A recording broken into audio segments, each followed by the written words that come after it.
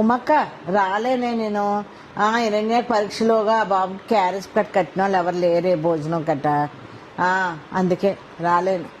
ఏ?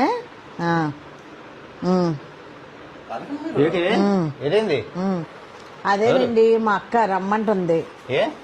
అదే రావట్లేదు కదా నువ్వు రా అసలు అనేసి గోల్ పెడుతుంది రమ్మని. పాపం ఎప్పుడు రావట్లేదు. భోజనం కోసం ఆడుకోవడం ఎందుకు? వెళ్ళాలా?